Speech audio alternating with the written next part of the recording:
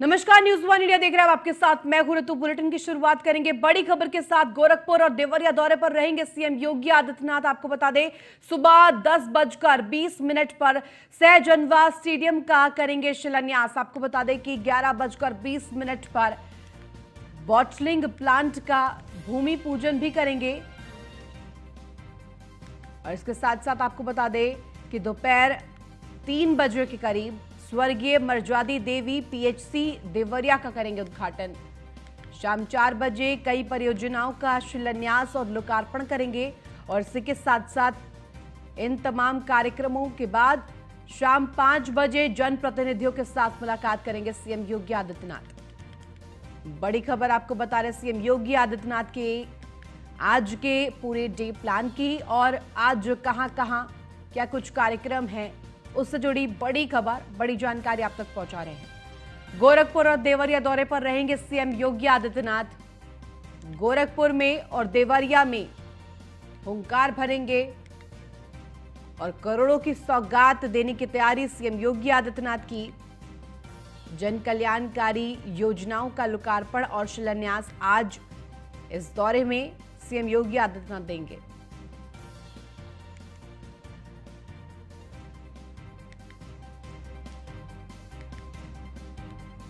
गोरखपुर और देवरिया दौरे पर रहेंगे सीएम योगी आदित्यनाथ। सुबह 10:30 बजे सहजनवा स्टेडियम का करेंगे शिलान्यास, जिसके बाद करीब 11:30 बजे बॉटलिंग प्लांट का भूमि पूजन कार्यक्रम रखा गया है। तैयारियां पूरी कर ली गई है, जिसमें सीएम योगी आदित्यनाथ शिरकत करेंगे। और इसके बाद दोपहर करीब 3 बजे स्वर्गीय मर्जादी देवी पीएचसी देवरिया का उद्घाटन करेंगे। और ज्यादा जानकारी के साथ संवाददाता स्कंदता मिश्रा हमारे साथ लाइव जुड़ गए। स्कंदता, क्या जानकारी देखिए, आज सीएम योगी आदित्यनाथ 2 जिलों के दौरे पर रहेंगे, गोरखपुर और देवरिया। क्या कुछ मायने इस दौरे के आज निकाले जाए?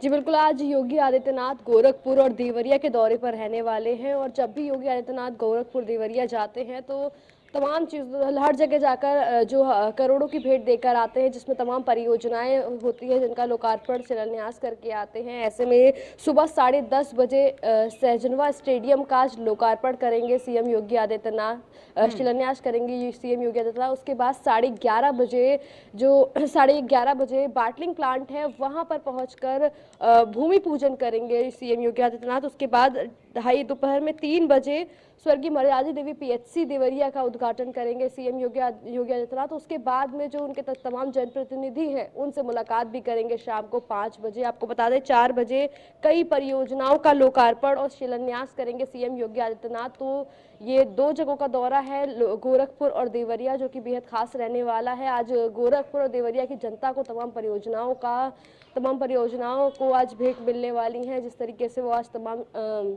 परियोजनाओं का शिलान्यास करेंगे, लोकार्पण करेंगे। तो ये 3 चीज़ें लगातार आज दौरे पर हैं, जिसमें सबसे पहले सहजनवा स्टेडियम है जहां पर शिलान्यास करेंगे, उसके बाद बाटले, उसके बाद 11:30। ठीक है, बहुत शुक्रिया तमाम जानकारी के लिए स्कंदता।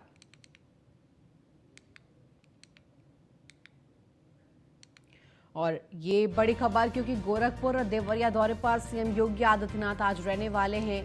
करोड़ों की सौगात आज इन 2 जिलों को मिलने वाली है, क्योंकि आज शिलान्यास और लोकार्पण करते हुए सीएम योगी आदित्यनाथ दिखाई देंगे। शाम 4 बजे परियोजनाओं का शिलान्यास और लोकार्पण करेंगे।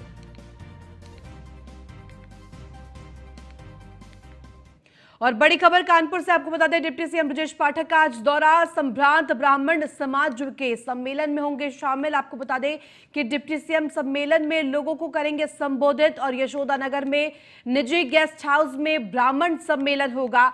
सुबह 9 बजे से शुरू होगा कार्यक्रम। आपको बता दें, पुलिस लाइन में उतरेगा डिप्टी सीएम का हेलीकॉप्टर। सड़क मार्ग से कार्यक्रम में पहुंचेंगे डिप्टी सीएम। और ऐसे में आज ब्राह्मण समाज के इस कार्यक्रम में शिरकत करेंगे डिप्टी सीएम। कानपुर दौरे पर आज डिप्टी सीएम रहने वाले हैं, इसको लेकर तमाम तैयारियां की गई हैं। संभ्रांत ब्राह्मण समाज के सम्मेलन में शिरकत करेंगे डिप्टी सीएम ब्रजेश पाठक। आज कानपुर दौरे पर रहेंगे। ब्राह्मण समाज में एक अलग पैठ भारतीय जनता पार्टी की और यूपी सरकार की और ऐसे में ब्राह्मण समाज के सम्मेलन में शिरकत करेंगे डिप्टी सीएम। संभ्रांत ब्राह्मण समाज के सम्मेलन में शामिल होंगे और डिप्टी सीएम सम्मेलन में लोगों को संबोधित भी करते हुए दिखाई देंगे। यशोदा नगर में निजी गेस्ट हाउस में कार्यक्रम का आयोजन है। तमाम तैयारियां की गई है, जिसको लेकर आज डिप्टी सीएम ब्रजेश पाठक पहुंचेंगे।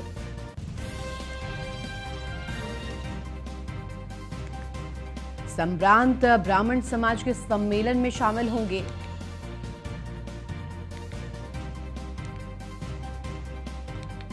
सड़क मार्ग से कार्यक्रम में पहुंचेंगे डिप्टी सीएम।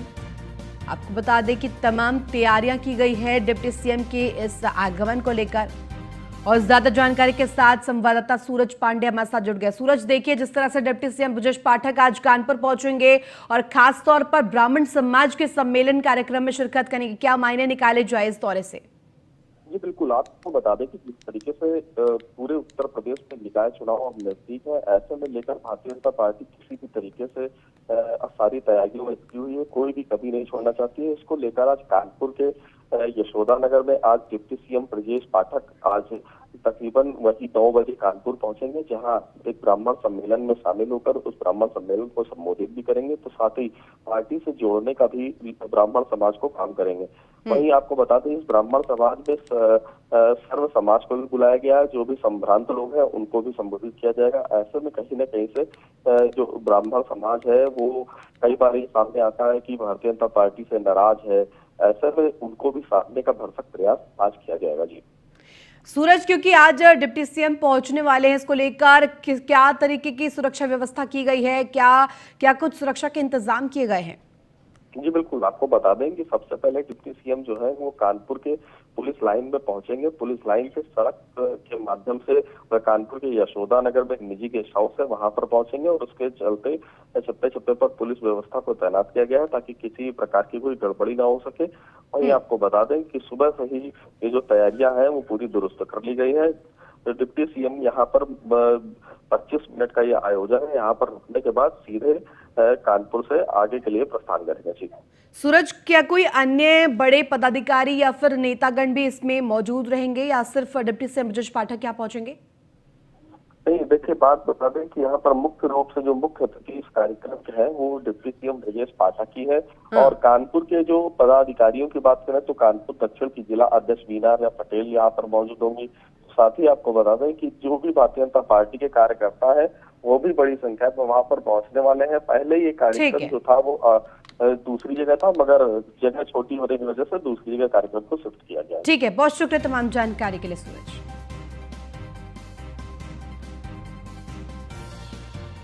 और बड़ी खबर आपको बता दें वाराणसी से, जहां एनएसए अजीत डोभाल का 2 दिवसीय दौरा होगा। दशाश्वमेध घाट पर होने वाली आरती में भी शामिल हुए और ऐसे में आपको बता दें आरती से पहले डोभाल ने मां गंगा का पूजन भी किया। अपने परिवार के साथ निजी दौरे पर डोभाल है। डोभाल का ये दौरा कई मायनों में अहम बताया जा रहा है। आज संकट मोचन मंदिर में दर्शन के बाद रवाना हो जाएंगे और एनएसए अजीत डोभाल का 2 दिवसीय दौरा वाराणसी का दशाश्वमेध घाट पर होने वाली आरती में भी शामिल हुए।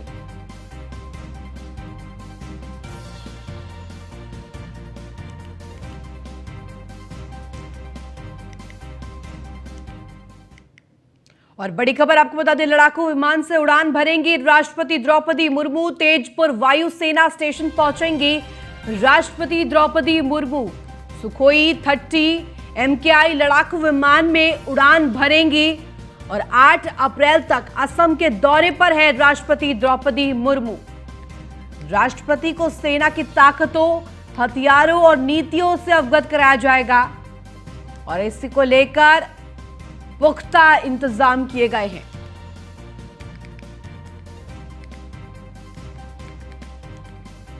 लड़ाकू विमान से उड़ान भरेंगी राष्ट्रपति द्रौपदी मुर्मू बता दें कि तेजपुर वायुसेना स्टेशन पहुंचेंगी राष्ट्रपति द्रौपदी मुर्मू, जिसके बाद सुखोई 30 MKI लड़ाकू विमान में उड़ान भरेंगी और खास तौर पर महामहिम राष्ट्रपति द्रौपदी मुर्मू को सेना की ताकतों से अवगत कराया जाएगा।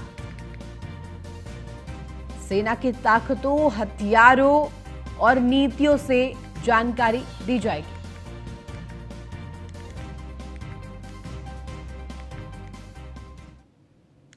वहीं पीएम नरेंद्र मोदी का 2 दिवसीय दक्षिण भारत दौरा। आज और कल दक्षिण भारत में रहेंगे पीएम नरेंद्र मोदी। तेलंगाना और तमिलनाडु को देंगे कई सौगातें। कर्नाटक में चुनावी बिगुल फूकेंगे पीएम नरेंद्र मोदी। 2000 करोड़ की अधिक की परियोजनाओं का उद्घाटन और शिलान्यास करेंगे पीएम नरेंद्र मोदी। तेलंगाना को एम्स और वंदे भारत ट्रेन समेत देंगे कई सौगातें। और इस दक्षिण भारत दौरे से कई मायने निकाले जा रहे हैं, क्योंकि जन कल्याणकारी योजनाओं का लाभ सीधे तौर पर अब दक्षिण भारत के इन जगहों को मिलेगा। हैदराबाद और चेन्नई में 2 वंदे भारत ट्रेनों की दिखाएंगे हरी झंडी, और ऐसे में वंदे भारत समेत एम्स को की सौगातें देने की तैयारी तेलंगाना वासियों के लिए। और परियोजनाओं का लोकार्पण और शिलान्यास आज पीएम नरेंद्र मोदी करेंगे। 2 दिवसीय दक्षिण भारत दौरे पर पीएम नरेंद्र मोदी आज से रहने वाले हैं, यानी कि आज और कल दक्षिण भारत में रहेंगे पीएम। तेलंगाना और तमिलनाडु को कई सौगातें देने की तैयारी। कर्नाटक में चुनावी बिगुल भी फूकेंगे पीएम नरेंद्र मोदी।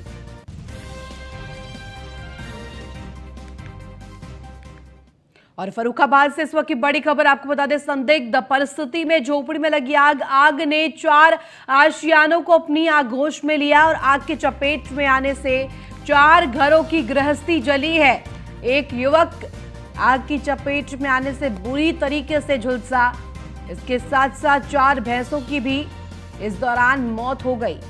आपको बता दें, कंपल थाना क्षेत्र के जोगपुर गांव का यह पूरा मामला। आग ने 4 आशियानों को जलकर राख कर दिया। आग ने 4 आशियानों को अपनी आगोश में लेकर राख कर दिया। फर्रुखाबाद से इस वक्त की बड़ी खबर आपको बता रहे, संदिग्ध परिस्थिति में झोपड़ी में आग लगी और इस आग लगने की वजह से लाखों का नुकसान भी हुआ और इसके साथ साथ 4 आशियानों को भी अपनी चपेट में आग ने ले लिया।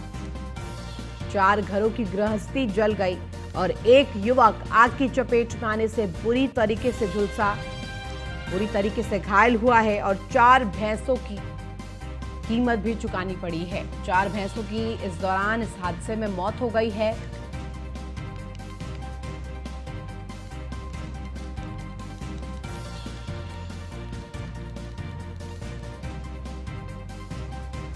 संदिग्ध परिस्थिति में झोपड़ी में भीषण आग लग गई और इस आग की वजह से 4 आशियानों को अपनी आगोश में इस आग ने लिया, जिसकी वजह से 4 घरों की गृहस्थी जल गई है।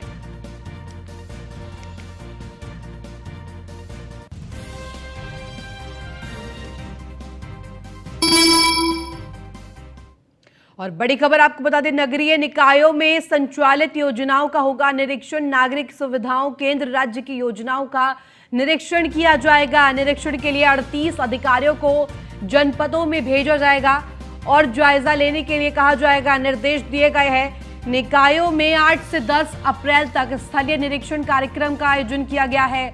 गाजियाबाद भेजे गए प्रमुख सचिव अमृत अभिजात और इसके साथ साथ आपको बता दें, मेरठ और बागपत में निरीक्षण करेंगे सचिव रंजन कुमारे और निदेशक नगरीय निकाय नेहा शर्मा सीतापुर और लखीमपुर जाएंगी। अपर निदेशक ऋतु सुहास लखनऊ और रायबरेली के नोडल अधिकारी डॉक्टर असलम अंसारी आजमगढ़ और मऊ के नोडल अधिकारी पीके श्रीवास्तव गोरखपुर और कुशीनगर के नोडल अधिकारी अखिल सिंह अयोध्या और संत कबीर नगर के नोडल अधिकारी बनाकर निरीक्षण करने के लिए भेजे जाएंगे और निकाय चुनाव को लेकर तमाम तैयारियां की जा रही है। और ऐसे में ये बड़ा कदम, निरीक्षण के लिए 38 अधिकारियों को जनपदों में भेजा जाएगा, जिससे कि वो जायजा ले सके क्या कुछ धरातल पर स्थिति है। नगरीय निकायों में संचालित योजनाओं का निरीक्षण होगा। नागरिक सुविधाओं केंद्र राज्य की योजनाओं का सीधे तौर पर जायजा लिया जाएगा और यह पता लगाया जाएगा कि इन सुविधाओं का फायदा जनता तक पहुंच रहा है या नहीं। और ये तमाम इस सूची में नाम हम आपको गिनवा रहे हैं। मेरठ और बागपत में निरीक्षण करेंगे सचिव रंजन कुमारे और ये पूरी नामों की सूची भी हम आपके लिए लेकर आए हैं। नगरीय निकायों में संचालित योजनाओं का निरीक्षण जायजा लिया जाएगा और नागरिक सुविधाओं का केंद्र राज्य की योजनाओं का जायजा लिया जाएगा। निकाय चुनाव से पहले ये अहम कदम बताया जा रहा है। वहीं शाहजहांपुर में राज्य के मेडिकल कॉलेज के अंदर मरीजों का इलाज करने और उन्हें दवाइयां बेचने वाले एक डॉक्टर को पुलिस ने गिरफ्तार किया है। मेडिकल कॉलेज में आने वाले मरीजों की शिकायत पर मेडिकल कॉलेज के प्राचार्य ने पुलिस के साथ फर्जी डॉक्टर को रंगे हाथों पकड़ा।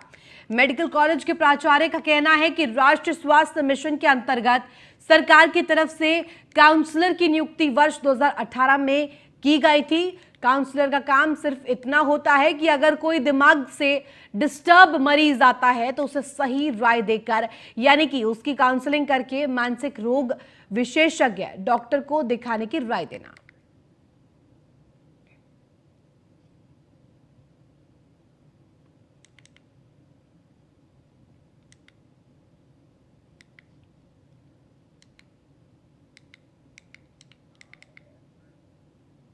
और बड़ी खबर आपको बरेली से बता दें, बरेली के केंद्रीय कारागार में बंद माफिया अतीक अहमद के भाई अशरफ को बरेली की एसीजीएम कोर्ट में पेश होना था, लेकिन इस दौरान उसकी तबीयत खराब हो गई। कोर्ट ले जाने की प्रक्रिया के दौरान अशरफ की धड़कनें बढ़ गई। उसका ब्लड प्रेशर लो होने की वजह से कोर्ट नहीं ले जाया गया। आज बरेली के एंटी करप्शन कोर्ट में अशरफ को पेश होना था। अशरफ को कोर्ट ले जाने के लिए आई पुलिस वापस लौट गई। फिलहाल पेशी टल गई है।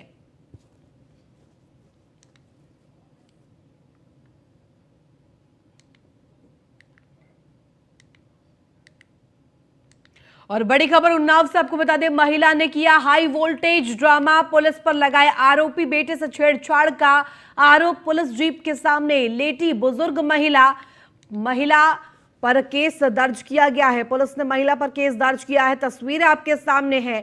ये हाई वोल्टेज ड्रामा महिला की तरफ से किया गया और तस्वीरें आपके सामने हैं। आरोपी बेटी से छेड़छाड़ के आरोप में ये हाई वोल्टेज ड्रामा करती हुई युवती दिखाई दी। उन्नाव का ये पूरा मामला, महिला ने हाई वोल्टेज ड्रामा किया, पुलिस पर संगीन आरोप लगाए। पुलिस पर लगाए आरोपी बेटी से छेड़छाड़ का आरोप। फिलहाल इस पूरे मामले को लेकर प्रशासन और पुलिस ने कार्रवाई की है और महिला पर केस दर्ज किया गया है। वहीं शाहजहांपुर में राजकीय मेडिकल कॉलेज के अंदर मरीजों का इलाज करने और उन्हें दवाइयां बेचने वाले एक डॉक्टर को पुलिस ने गिरफ्तार किया है। मेडिकल कॉलेज में आने वाले मरीजों की शिकायत पर मेडिकल कॉलेज के प्राचार्य ने पुलिस के साथ फर्जी डॉक्टर को रंगे हाथों पकड़ा है। मेडिकल कॉलेज के प्राचार्य का कहना है कि राष्ट्रीय स्वास्थ्य मिशन के अंतर्गत सरकार की तरफ से काउंसलर की नियुक्ति वर्ष 2018 में की गई थी। काउंसलर का काम सिर्फ इतना होता है कि अगर कोई दिमाग से डिस्टर्ब मरीज आए तो उसे सही राय देकर, यानी कि उसके काउंसलिंग करके मानसिक रोग विशेषज्ञ डॉक्टर को दिखाने की राय देना। लेकिन इस सब की आड़ में मेडिकल कॉलेज के अंदर बैठने वाले काउंसलर अमितेश अवस्थी ने मेडिकल कॉलेज में ही अपनी ओपीडी चलाना शुरू कर दिया। मेडिकल कॉलेज के अंदर मानसिक डिस्टर्ब जो भी मरीज आते थे उनसे ये काउंसलर अमितेश इलाज के नाम पर मोटे पैसे वसूला करते थे।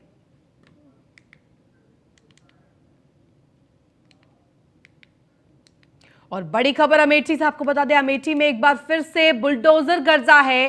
पुलिस को चूना लगाने वाले शातिर बीजेपी नेता पर प्रशासन की बड़ी कार्रवाई देखने को मिली है।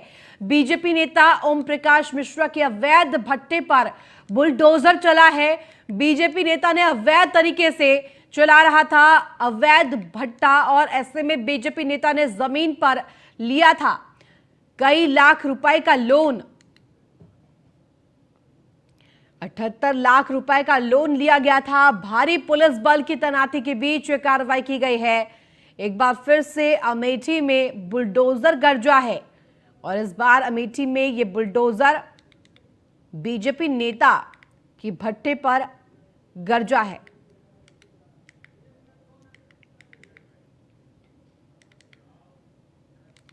और बड़ी खबर बिजनौर से बता दें, सरकारी जमीन पर चला प्रशासन का बुलडोजर। कई बीघा जमीन भूमाफिया से कराई कब्जा मुक्त और सरकारी जमीन पर सालों से कर रहा था खेती।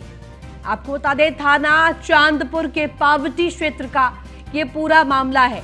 सरकारी जमीन पर सालों से खेती कर रहा था, कब्जा करके खेती की जा रही थी, लेकिन अब कई बीघा जमीन भूमाफियाओं से मुक्त कराई है, कब्जा मुक्त कराई गई है।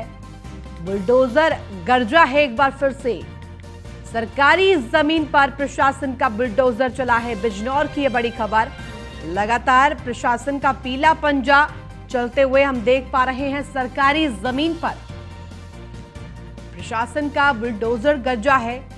कई बीघा जमीन को कब्जा मुक्त कराया गया है। भूमाफियाओं पर बड़ी कार्रवाई के तौर पर यह देखा गया।